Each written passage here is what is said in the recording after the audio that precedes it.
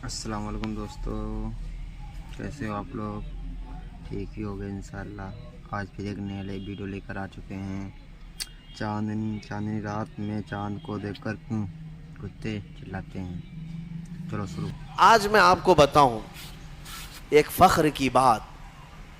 آپ مسلمان ہیں، آپ اگر کسی کے ہاں بحث میں آ گئے، کوئی اگر آپ کو پکڑ کر کہنے لگے تیرے دین کی حقانیت کی کیا دلیل ہے، تیرا دین حق ہے، مذہب اسلام سچا ہے، کیا دلیل ہے؟ اللہ ایک ہے، تم بولو یہ تمہارا عقیدہ ہے، تیرا فیتھ ہے۔ محمد صلی اللہ علیہ وسلم دنیا کے سب سے اعلیٰ اور اشرف انسان ہیں، سامنے والے کہے گا یہ تیرا عقیدہ ہے، تیرا فیتھ ہے۔ کرنٹ فی زمانہ مجھے کوئی ایسی دلیل دے دے جس کو میں سمجھ سکوں کہ تیرا دین سچا ہے۔ میرے عزیزو، سچ بتاؤں تمہارے سامنے پیش کرنے کے لیے بڑے بڑے واقعات، بڑی بڑی کہانیاں، بڑی بڑی روایتیں، یہ سب نہیں، بلکہ صرف اور صرف تم قرآن پیش کر کے چیلنج کر سکتے ہو میرے دین کی حقانیت کی سب سے بڑی دلیل یہ ہے جو آج تک محفوظ ہے۔ اگر اس میں کوئی شک ہے تو تم اس کا بدل لا کر دکھا دو، یا اگر تم سچے ہو تو تم اپنے دین کی اس طرح مقدس محفوظ کتاب لا کر دکھا دو۔ یہ میرا چیلنج ہے۔ اس طرح کی محفوظ کتاب دنیا میں آج تک نہیں ہے اور نہ ہو سکے گی۔ کوئی بھی کتاب لاؤ، میں اس کے کئی نسخے ضرور دکھا دوں گا، کئی نسخے دکھا دوں گا۔ جتنے بھی ادیان، جتنے بھی دین دنیا میں پائے جاتے ہیں ان کی مقدس کتابیں ہیں، ہم یہ نہیں کہتے۔ عیسائی بائبل پڑھتے ہیں، لیکن بائبل کی کئی قسمیں ہیں، کئی قسمیں۔ یونان والوں کی بائبل الگ ہے، امریکہ والوں کی بائبل الگ ہے، انگلینڈ والوں کی الگ ہے، حذف و اضافے کے ساتھ آیتیں بدلی ہوئی ہیں، واقعات میں ہیر پھیر ہے۔ اسی طرح دیگر مقدس کتابوں کا بھی حال ہے۔ میں کوئی بھی کتاب لاؤ اس کے 4-5 نسخے ضرور پیش کروں گا، اور پھر میرا یہ چیلنج ہے تم قرآن امریکہ میں اٹھاؤ یا ہندوستان میں اٹھاؤ، افریقہ میں اٹھاؤ یا عرب میں اٹھاؤ، ہر جگہ تمہیں قرآن وہی ملے گا جو الحمدللہ سے شروع ہوتا ہے اور والناس پہ ختم ہوتا ہے۔ الحمدللہ، یہ قرآن کی حقانیت کہ اس کے اچھا آپ کیا سمجھتے ہیں اس کے دشمن نہیں رہے، اس کو ختم کرنے کی کوششیں نہیں ہوئی؟ بہت کچھ کر چکے، لیکن کیا کر سکتے ہیں؟ آسمان کو کب کون نیچے لا سکتا ہے؟ آسمان کو نیچے کچھ دشمن ہوتے ہیں۔ سنا ہے کہ کتا چاند کا دشمن ہوتا ہے، ہاں ہم نے سنا ہے، پتہ نہیں کیوں دشمنی کرتا ہے، کیونکہ 14ویں رات کو چاند کو دیکھ کر وہ بھونکنے لگ جاتا ہے، چاند کی طرف دیکھ کر کے بھونکتا ہے، اور شاید سوچتا بھی ہوگا کسی طرح اس کو نیچے گرا دوں بھونک بھونک کر کے، لیکن اس کے بس میں نہیں ہے، اس کی طاقت میں نہیں ہے۔ اس طرح بہت سارے آج کتے بھونکتے ہیں اسلام کی اس چکا چوند روشنی کو دیکھ کر، لیکن ان کے بس میں نہیں ہے اس کو زمین پر لا سکیں، قرآن کو زیر کر سکیں یا اسلام کو ختم کر سکیں۔ ہاں بس اتنا ہے کہ اپنے گوفے میں بیٹھ کر تھوڑی دیر بھونکتے رہیں، اور گلا خراب ہو جائے تو خاموش ہو جائیں، بس اتنا ہو سکتا ہے۔ اللہ تبارک و تعالیٰ کا کروڑا کروڑ احسان ہے کہ اس نے ہمیں دین حق کی ہدایت عطا فرمائی ہے، اور قرآن پاک جیسی محکم اور محفوظ کتاب اللہ نے ہمیں عطا فرمائی ہے۔ میرے عزیزو، اس کی حقانیت کی ایک اور دلیل میں تمہیں بتاؤں، اس کی حقانیت کی ایک اور دلیل، بلکہ بے شمار دلیلیں ہیں۔ ایک بات میں آپ کو بتا دوں، ہمارا یہ مزاج نہیں کہ قرآن کو ہم سائنس سے پروف کریں، ضروری نہیں ہم کو، ہم قرآن کو پروف کرنے کے لیے سائنس، فزکس، کیمسٹری، جغرافی، میتھس، ان سب کے سہارے لینا یہ ہمارا مزاج نہیں۔ لیکن اگر کوئی اس بات کا تقاضا کرے کہ کیا قرآن میں میتھس بھی ہے، کیا قرآن میں سائنس کی تھیوریز بھی ہیں، تب پھر ہم اس کو دلیل کے طور پر کچھ چیزیں پیش کرتے ہیں، ورنہ قرآن کی حقانیت کو ثابت کرنے کے لیے ہم یہ سب چیزوں کے محتاج نہیں ہیں۔ میں آپ کو بتاتا ہوں قرآن پاک کی وہ حقانیت۔ اچھا، یہ سب سے بڑی دلیل یہ ہے، اگر کوئی کہتا ہے کہ یہ محمد صلی اللہ تعالیٰ علیہ وسلم نے اپنی طرف سے لکھ دیا، اپنی طرف سے جمع کر دیا، تو بھی میرے عزیزو عرب والے یہ بات کہہ سکتے تھے جو ان کے زمانے میں موجود تھے, کسی نے نہیں کہا. جو ان کے جانی دشمن تھے وہ بھی نہیں کہہ سکے, کیونکہ سبوں نے دیکھا کہ اللہ نے انتظام ہی ایسا کیا کہ پوری زندگی میرے آقا صلی اللہ تعالیٰ علیہ وسلم کسی کے ہاں درس لینے کے لیے گئے ہی نہیں. ہمارے نبی کی خصوصیت کیا ہے؟ امی. ہم پڑھتے ہیں نا حضور کے نام پر درود, صلی اللہ علی النبی الامی. امی کسے کہتے ہیں؟ امی کا مطلب ہے جو کسی سے نہ پڑھا ہو, جو کسی سے نہ پڑھا ہو. سنبھل کر کے ترجمہ کرنا. کچھ بدبخت یہاں پر حضور کو بغیر پڑھا لکھا کہتے ہیں, وہ بغیر پڑھے لکھے تھے, نعوذ باللہ. یہ جاہل کیا سمجھے جو پوری کائنات کا معلم بن کر کے آیا ہو, جس کے بارے میں قرآن کہتا ہے الرحمن علم القرآن, وہ رحمان ہے جس نے قرآن تمہیں سکھایا ہے, تم اس کو بے پڑھا لکھا کہتے ہو. امی کا مطلب بے پڑھا لکھا نہیں. جس نے ایسا کہا وہ دنیا کا سب سے بڑا جاہل ہے, سب سے بڑا جاہل ہے. دیکھیں دونوں میں فرق میں آپ کو بتاتا ہوں. ایک بغیر بے پڑھا لکھا جس کو ان پڑھ کہتے ہیں, ایک ہے جو سب جانتا ہے لیکن کسی سے پڑھا نہیں ہے. دونوں میں فرق ہے کہ نہیں ہے؟ ہاں, جس کے دل میں کوڑ ہے, جس کے دل میں بغض اور عداوت ہے, وہ امی کا ترجمہ ان پڑھ کرتا ہے. ان پڑھ کے ذریعے سے معاذ اللہ رب العالمین. جس نے ایسا کہا حضور پاک صلی اللہ تعالیٰ علیہ وسلم کی شان میں اس نے تنقیص کیا, حضور کی توہین کیا, میرے آقا صلی اللہ تعالیٰ علیہ وسلم کی اس نے گستاخی کیا. اور ہم نے یہاں پر سنا بھی تھا, ہماری شہر میں کوئی ایسا ماڈرن آدمی آیا جو یہ کہنے لگا کہ حضور کو لکھنا نہیں آتا تھا. ظالم, تو نے لکھنا کہاں سے سیکھا؟ جس رسول نے مدینے کے اندر صرف 10 سال کے اندر 80,000 لوگوں کو قلم پکڑنا سکھایا, تم ظالم اس کو کہتے ہو رسول پاک صلی اللہ علیہ وسلم کو لکھنا نہیں آتا تھا. نعوذ باللہ من ذالک. اگر حضور صلی اللہ تعالیٰ علیہ وسلم کو لکھنا نہیں آتا تھا تو پھر یہ قرآن لکھوایا کس نے ہے؟ قرآن لکھوایا کس نے ہے؟ کاتبان وحی ضرور ہیں, لکھنے والے صحابہ تھے, قرآن لکھنے والے صحابہ تھے, لیکن کیا حضور پڑھ دیتے تھے, وہ گھر جا کر لکھتے تھے؟ حضرت امیر معاویہ فرماتے ہیں حضور کی صحبت میں وہ بیٹھتے تھے, قرآن کی آیتیں جب اترتی حضور فرماتے لکھو. اب جب وہ لکھتے تو حضور بتاتے یہ اس طرح سے لکھو, یہ اس طرح سے لکھو. آیتوں کو کہاں سے کیسے لکھا جائے میرے آقا خود تعلیم فرماتے. یہ اور بات ہے کہ رسول کریم صلی اللہ تعالیٰ علیہ وسلم نے خود قلم نہیں اٹھایا, لیکن ہزاروں کو قلم پکڑنا خود سکھایا ہے میرے آقا نے.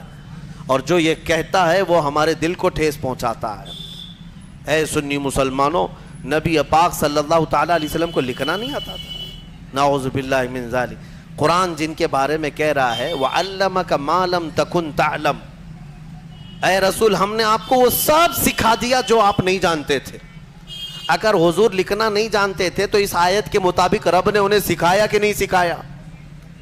اللہ فرما رہے ہم نے وہ سب سکھا دیا. سب میں کیا کیا آیا؟ سب میں کیا کیا آیا؟ سب میں میرا اور تمہارا نام بھی آ گیا.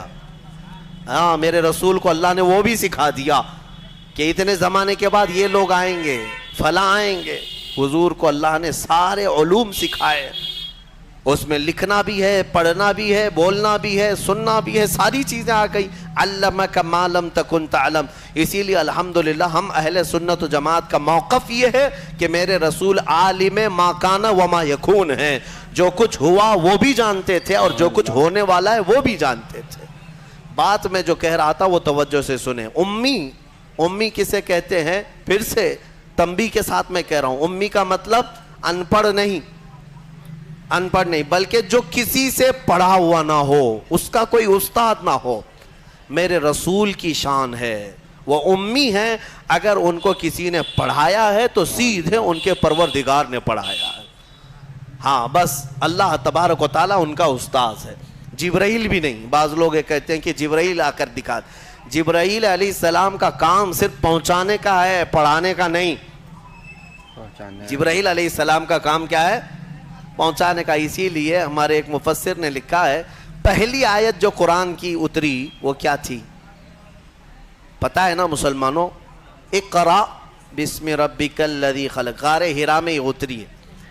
میں توجہ چاہتا ہوں، جب جبرائیل آئے غار ہرا میں تو جبرائیل یہ کہہ رہے تھے اقرا، پڑھو. کیا کہہ رہے تھے؟ پڑھو. اور حضور فرما رہے تھے ما انا بقاری، میں نہیں پڑھنے والا. اب یہاں پر بھی کچھ ظالم کوڑ دل والے کہتے ہیں ترجمے میں کہ مجھے پڑھنا نہیں آتا. تم کو پڑھنا نہیں آتا، رسول کو کیا نہیں آتا ہے؟ حضور یہ فرما رہے تھے کہ میں نہیں پڑھنے والا، میں پڑھوں گا نہیں. وہ کیوں کہہ رہے تھے میں آپ کو بتاتا ہوں. پھر سے جبرائیل نے سینے سے سینہ لگایا، 3 بار کیا جبرائیل نے اقرا، پڑھیے. کیا کہا؟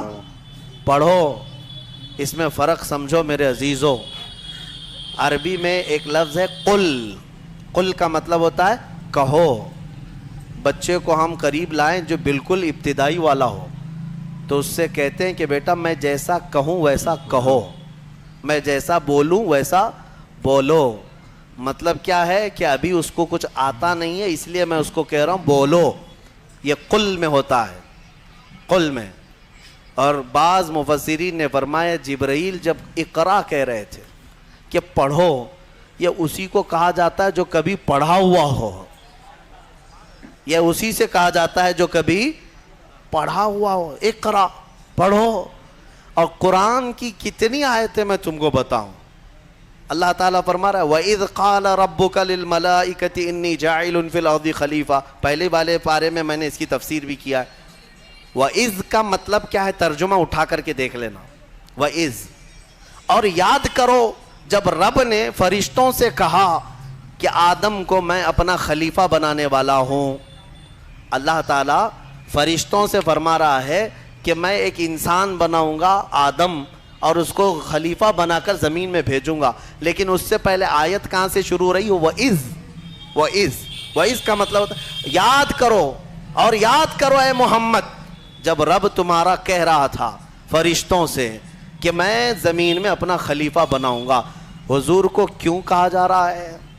حضور کو یہ کیوں کہا جا رہا ہے؟ اور یاد کرو مطلب یہ ہے کہ اے محبوب کیا آپ بھی تو تھے اس وقت نورانی حالت میں، نور کی کیفیت میں آپ بھی تھے. وہ یاد کریں آپ جب رب فرما رہا تھا تو جو رسول آدم کے پیدا ہونے سے پہلے سے حالات دیکھ رہے ہوں اس کے بارے میں تم کہتے ہو بغیر پڑھا لکھا ہے. ہاں بہرحال مجھے جو بات عرض کرنی تھی وہ قرآن کی حفاظت کی، وہ یہ ہے کہ اللہ نے ایسے رسول پر یہ قرآن اتارا جو کسی سے پڑھا ہوا نہیں ہے. اور اس قرآن کی سب سے بڑی یہ دلیل ہے کہ رسول پاک صلی اللہ تعالیٰ علیہ وسلم پر ایسا قرآن اترا ہے جو عرب کے لٹریچر میں سب سے ہائی لیول کا لٹریچر ہے، سب سے ہائی لیول کا. عربی فصاحت بلاغت میں اس کا کوئی مثل ہی نہیں تھا. وہاں اس زمانے میں عربی جاننے والے بڑے بڑے شعراء تھے، بڑے بڑے عربی دان تھے. حضور پاک صلی اللہ علیہ وسلم نے چیلنج کے لیے ایک بار خانہ کعبہ کے دروازے پر یہ سورہ بھی لگا دی تھی انا اعطیناک الکوثر فصل لربک وانحر ان شانئک هو الابتر. کوئی عرب کا شاعر ہے تو اس کا جواب لکھ کر کے لائے. اگر یہ شعر ہے میرے، شعر و شاعری ہے تو تم اس شعر و شاعری سے اس کا جواب لکھ کر لاؤ. عرب والے جانتے تھے کہ اس کے اندر کتنے معنی ہیں، کتنے مفاہیم ہیں، اس طرح جمع کرنا ان کے بس میں نہیں تھا. ایک بہت بڑے شاعر کو لے آئے، بہت بڑا پڑھا لکھا ان کا فی البدی اشعار میں بات کرنے والا. اس کو کعبے کے پاس لائے اور کہا دیکھو محمد نے یہ لگایا ہے، اس کا جواب دینا ہے. اس شاعر نے غور سے دیکھا اور ایک لائن لکھ دیا، کہا یہ اس کے نیچے لگا دو. ایک لائن لکھ کر کے کہا اس کا جواب میری طرف سے یہ ہے. کیا تھا؟ آیت تو لکھی تھی فصلی لربک وانحر ان شانئک هو الابتر، اور شاعر نیچے لکھا ہوا تھا ما ھذا کلام البشر، یہ بشر کا کلام ہو ہی نہیں سکتا. اس نے نیچے لکھ کر کے کہا اس کا جواب یہی ہے کہ یہ بشر کا کلام نہیں ہو سکتا. اس وقت کے لوگوں نے اس کے اعجاز کو سمجھ لیا تھا قرآن عظیم کو کہ یہ محمد صلی اللہ علیہ وسلم کا اپنے پیٹ سے نکالا ہوا نہیں ہے یہ، بلکہ یہ اللہ رب العزت کی طرف سے کوئی تو ہے جو ان پر اتار رہا ہے یہ آیتیں. آپ کو ایک حیرت کی بات میں بتاتا ہوں. امریکہ کا جو انکشاف ہوا یہ تو بہت سالوں بعد پتا چلا نا کہ اس وقت اس طرف بھی ایک دنیا ہے. بہرحال اٹلانٹک اوشین میں جو یعنی سمندری سفر کا ماہر ایک بڑا مورخ بھی ہے، دانشور بھی ہے، پڑھا لکھا آدمی ہے، اور وہ سائنٹسٹ بھی ہے. وہ سمندری سفر میں اٹلانٹک اوشین سے گزرتے ہوئے ایک علاقہ دیکھتا ہے جہاں سے اس کا جہاز گزر رہا تھا. تو وہ ایک ایسی جگہ آئی جہاں اتنا اندھیرا ہے کہ سورج کی ایک کرن بھی نہیں پڑتی، وہاں پر ایک کرن بھی نہیں آتی. اور جب جہاز وہاں چلا جائے تو اس نے کہا ہاتھ باہر نکالو تو بھی نظر نہ آئے، اتنا اندھیرا ہے، ایک علاقہ ہے سمندر کے بعد. اس نے باہر آ کر کئی سالوں کے بعد اس کا انکشاف کیا کہ میں نے اٹلانٹک اوشین کے اندر ایک ایسی جگہ دیکھی ہے جہاں پر سمندر میں نہایت ہی اندھیرا ہے، نہایت ہی اندھیرا ہے، ہاتھ نکالو تو بھی نظر نہ آئے. یہی اس کے جملے تھے. اور ظاہر سی بات ہے پہلا وہ شخص ہے جس نے یہ کھوج نکالی سمندر کے علوم میں.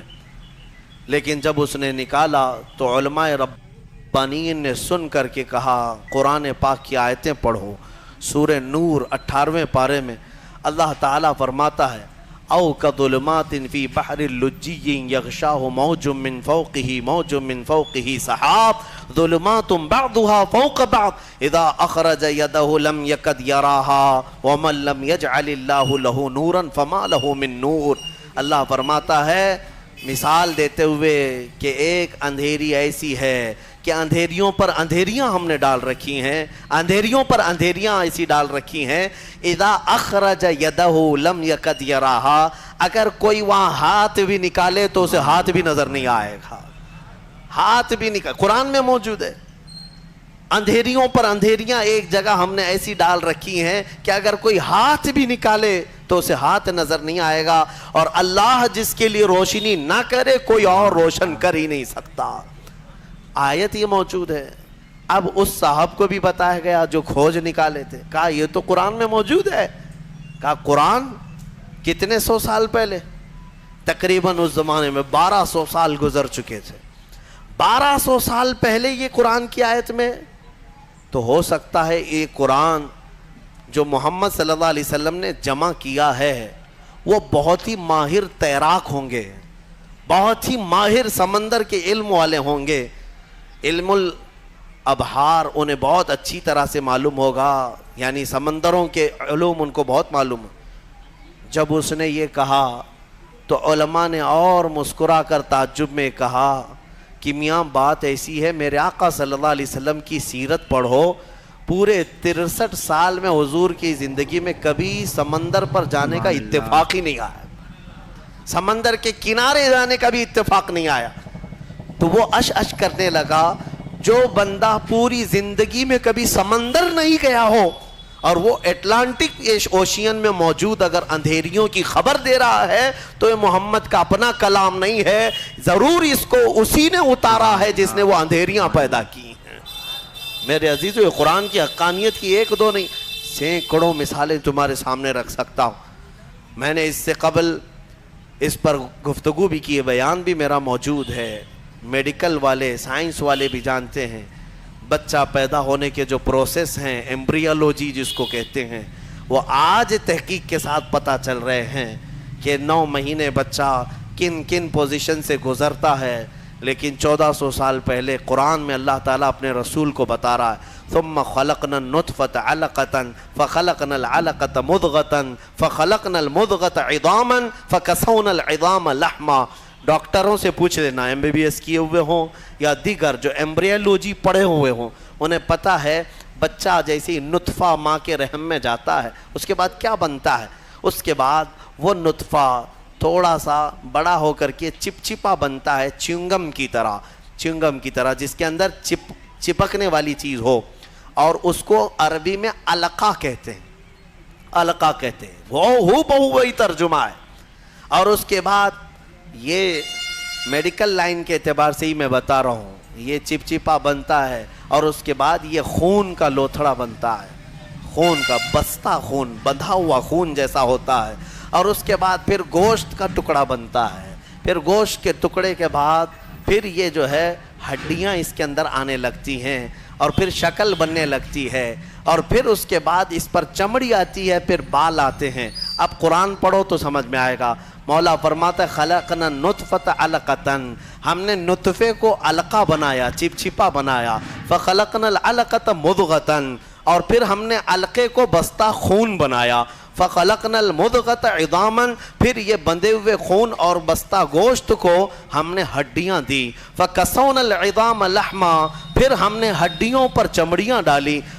ثم انشأناہ خلقا آخر, پھر ہم نے مکمل کر کے اسے ایک نئی تخلیق میں پیدا کیا. میرے عزیزو, قرآن ایک جگہ نہیں, یہ آیتیں 3 سے 4 جگہ قرآن پاک میں پورے پروسیس کے ساتھ ہے. مجھے بتاؤ 1400 سال پہلے کون سا سونوگرافی تھا, کون سا سٹی اسکین تھا, کون سا ایکس رے مشین تھی, کون سی ایسی چیز تھی جو ماں کے پیٹ میں کیسے پروسیس ہوتا ہے بتا سکے. اگر میرے آقا صلی اللہ تعالیٰ علیہ وسلم نے قرآن کے ذریعے سے یہ بتایا ہے تو یقیناً قرآن اللہ کی کتاب ہے جو خود ماؤں کے پیٹ میں بچوں کی تخلیق فرماتا ہے. بہرحال مجھے بات صرف اتنی عرض کرنی ہے کہ قرآن کو تم نے چھوڑا ہے میرے عزیزو, جس کی وجہ سے آج ہماری حالات ہیں. کاش ایک بار قرآن پھر سے اٹھا لو. میں قسم رب ذوالجلال کی, اللہ تبارک و تعالیٰ کا وعدہ تمہیں یاد دلا رہا ہوں. مولا نے قرآن میں فرمایا کان حقا علینا نصر المؤمنین, ہم نے اپنے اوپر لازم کر لیا ہے کہ ایمان والوں کی مدد کریں گے. ہم نے ابھی قرآن میں پڑھا ہے ان یکم منکم 20 صابرون یغلبوا 200, اگر تم میں 20 لوگ صبر والے آ جائیں, مولا فرماتا ہے میں 200 پر انہیں بھاری کر دوں گا, 200 پر بھاری کر دوں گا. یہ سب وعدے تمہارے لیے ہیں. لیکن اب کیا ہوگا؟ اسی لیے کسی شاعر نے کہا تھا اب فقط شور مچانے سے نہیں کچھ ہوگا اور یوں ہی ہونٹوں کو ہلانے سے کچھ نہیں ہوگا. تمہیں اب اس قرآن پاک کو اٹھا کر دیکھنا ہوگا کہ عملی زندگی کیا ہے. بڑے بڑے سائنسدان, بڑے بڑے مورخین قرآن پڑھتے رہے, آج بھی پڑھ رہے ہیں اور تحقیقات کر رہے ہیں. افسوس ہے کہ ہماری قوم میں ایک بڑا طبقہ قرآن سمجھنا تو دور کی بات ہے, پڑھنا بھی نہیں جانتے. جو پڑھنا نہیں جانتے, یہی تو حال ہے کہ ہم نے دیکھا ہے بڑی بڑی محفلیں, تمہیں قوالی میں تو اتنا جوش آتا ہے, تھرکتے رہتے ہو, ناچتے رہتے ہو, کون سا جوش ہے؟ ہاں, تم یہاں پر کسی محفل میں بیٹھ کر کے کچھ اشعار سنو تو تمہارے جسم میں وجد آنے لگتا ہے. بعض لوگ یہ کہتے ہیں یہ وجد ہے, وجد ہے. ارے اللہ کا کلام سن کر کوئی وجد نہیں آیا. قرآن پاک سننے کے بعد تمہارے رونگٹے کھڑے نہیں ہوئے. کیا کھڑے ہوں گے؟ سمجھ میں آتے تو نا. قرآن کی آیتیں آج بھی پتھر دلوں کو بھی پانی کر دیتی ہیں.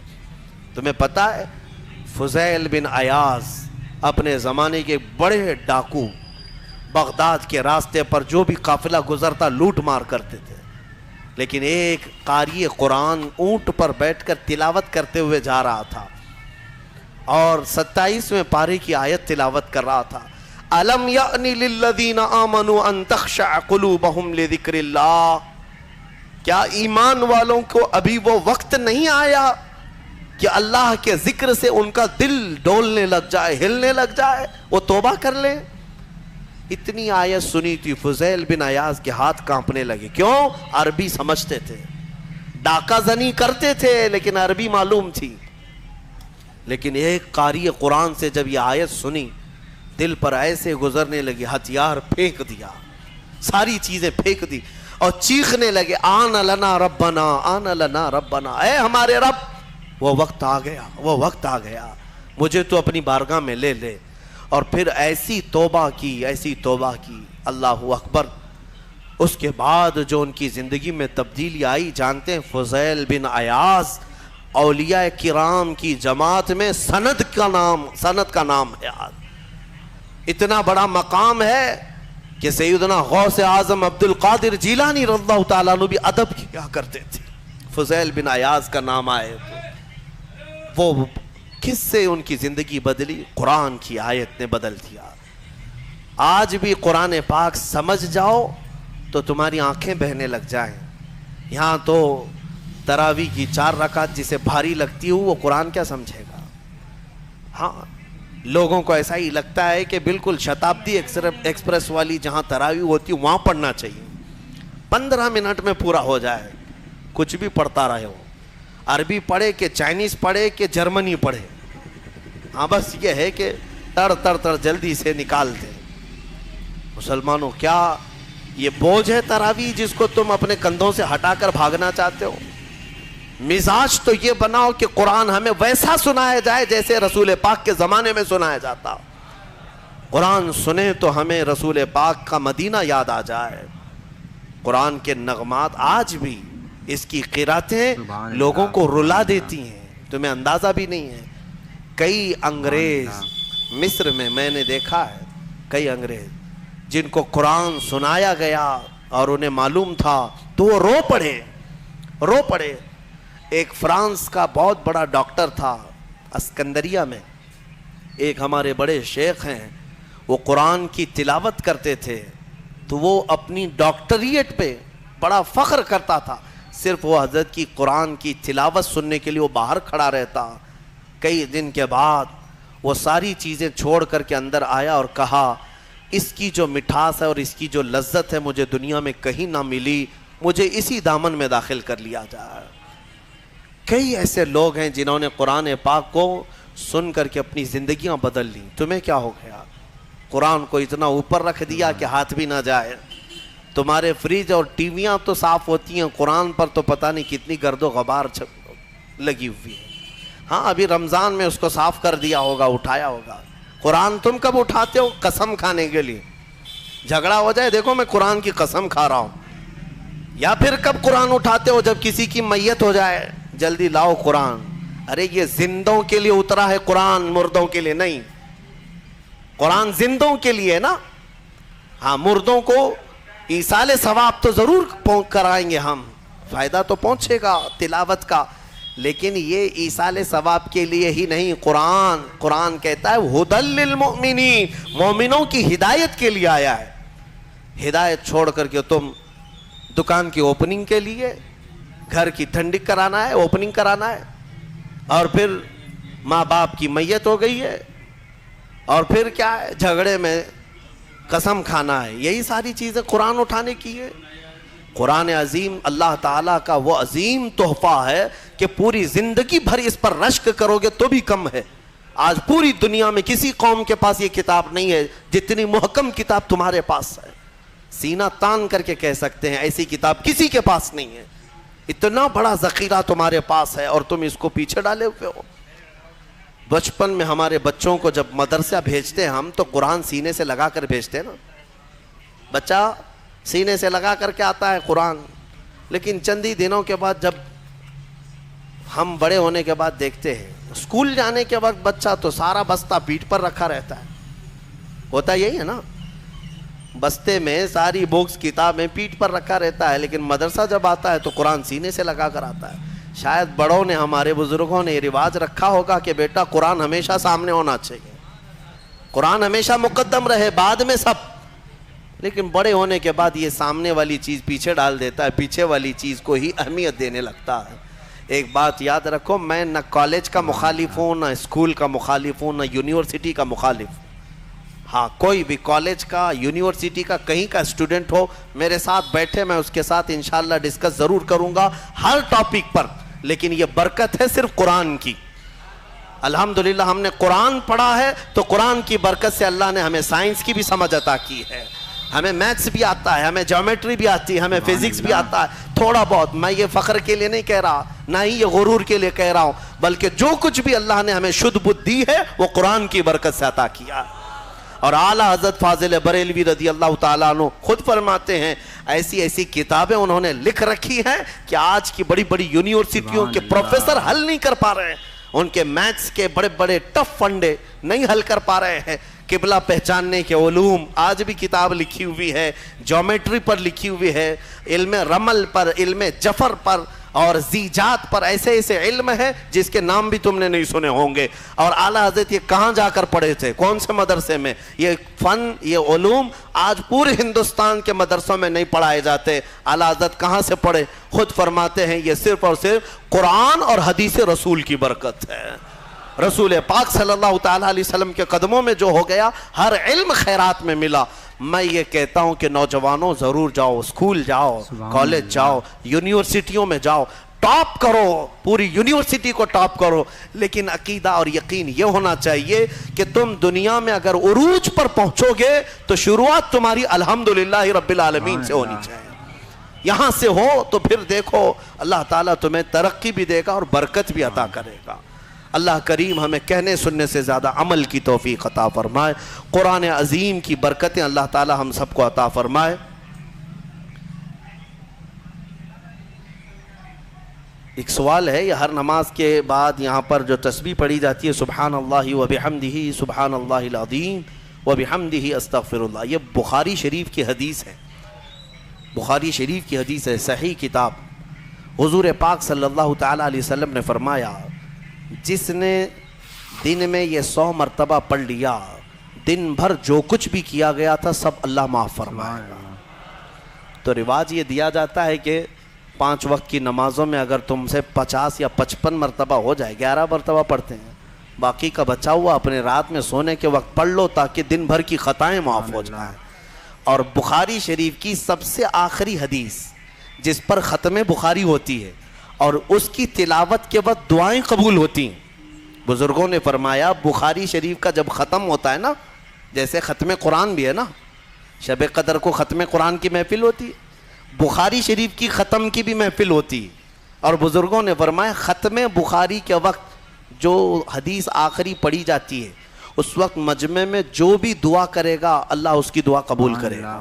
وہ کیا پڑھی جاتی ہے؟ بخاری شریف کی آخری حدیث، میرے آقا صلی اللہ علیہ وسلم نے فرمایا کلمتان حبیبتان الی الرحمن خفیفتان علی اللسان ثقیلتان فی المیزان سبحان اللہ و بحمدہ سبحان اللہ العظیم۔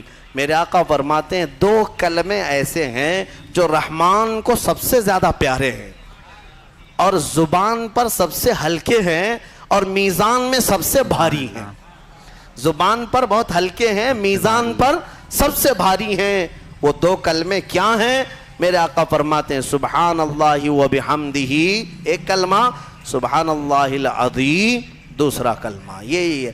ایک دوسری حدیث میں آگے و بحمدہ استغفر اللہ کا بھی اضافہ ہے۔